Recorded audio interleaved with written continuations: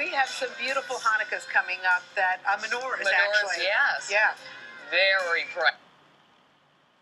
Festival of Lights begins tonight. Hanukkah begins tonight at sundown. So to celebrate, we're showcasing menorahs with a rich history that are up for sale and also up for auction. So J. Greenstein and Company is a boutique auction house that sells antique Jewish ritual objects in Cedarhurst, New York. Yep.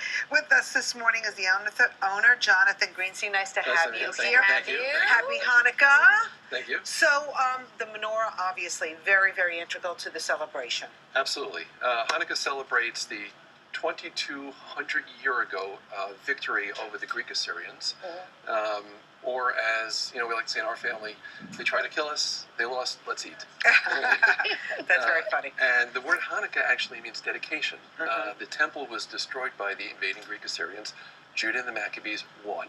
And in celebration, we rededicated the temple with a menorah and oil. And 2,200 years later, we still continue to do it. And the actual lighting of the candles is so symbolic as well. Traditionally, until we really came to this country, Hanukkah was not a really major holiday. But because it's around the same time as Christmas time, the little Jewish kids wanted to have their own party too. Oh, you tried to up us with 8 days, They wanted to get lit. All right, Jonathan. So tell us about some of these that are, some are for sale and some are for auction, and why the difference? Right, okay. So some of these are on display in the gallery for many, many years. Like this one, for instance, was made in Zhytomyr, which is in the Ukraine.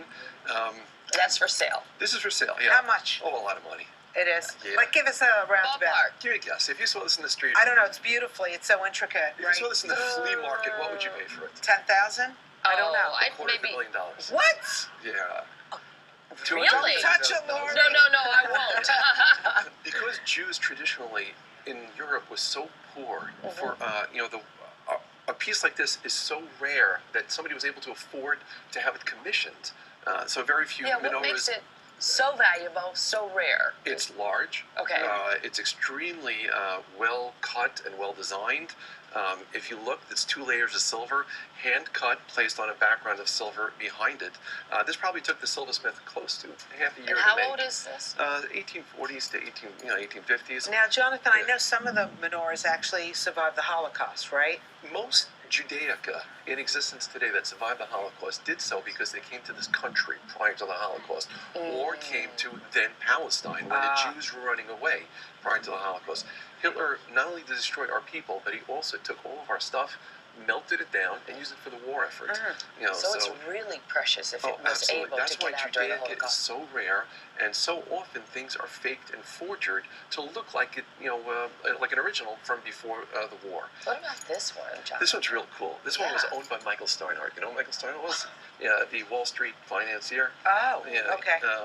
He was a collector for many years. He was a client for many years. And then one day he just decided, I don't want to collect judaica anymore, and put the whole collection up for sale.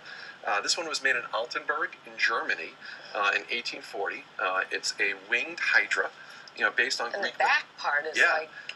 based on Greek mythology, because theoretically we beat the Greeks. Sure. The Greek Assyrians, and something like this would probably sell for between $150,000 and $175,000. So these two are up for sale. Yeah, this whole And as we group move here is toward the auction items down here, talk about these, Come if over you here, would, Jonathan. Doris. So this was made by David Gumbel, who he himself ran away from Germany prior to the Holocaust, went to Israel, became a leader in modernism, and handmade this menorah, I would say probably about 1970. Now, that stuff became extremely collectible in the last 10, 15 years. It would sell, this is upcoming in the auction December 21st, and it's probably going to sell between $8,000 and $12,000. Okay. In front of it is a German pewter Hanukkah lamp that's owned by the son of a collector who passed away not too long ago, and the son decided to sell his father's collection so the next generation can enjoy it in their own collection. Can I touch this? Sure, absolutely. Because I'm looking at this, it's the details on this. Yes. Right. So what... That's an oil jug. You take the oil, you pour it into there, Right. and from there you pour it into each one of the oil holders. Beautiful. This is the servant lamp, or the shamus, because theoretically you're not allowed to light them with just a match. You first strike the shamus, or the servant lamp, with the match, and then you light each and every one of them with that one night, one light, second night, two lights, third night, three lights, and so on and so forth. What about this one that's over here in the corner? Germany, also about 180 years old. It's a much more popular model because it was reproduced in this country as well as after the war. And it's got animals with the chain. Do you know the significance of this? Yeah, it's just decorative. These Okay. are lions, Okay. lions of Judah. Each one of these, a wick will come out of it, and it's filled with oil. Oh, I see. Yeah, it's pretty cool. The heads pop up so you can fill it up. This was $2,000 to $3,000. This was made by Lazarus Posen in Frankfurt am Main in Germany approximately 120, 130 years ago. Because it's much more simpler, it's not so expensive. This would sell between $5,000 and $7,000. This one looks like a book of matches. Okay, this is a modern Israeli invention by the mind of Avi Biran, who's a silversmith in Israel. That's exactly what it is. It is a book of matches. That's so funny.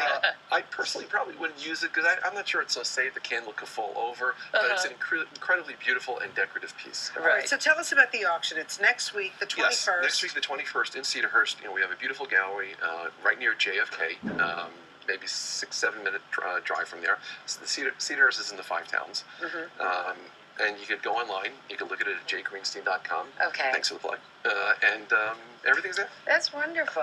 Well, thank you for so much. sharing. Happy Hanukkah. Thank you for having me. Thank you. Yes, so nice to meet you. All right, Lori, All we're still right. getting started. We got now holiday.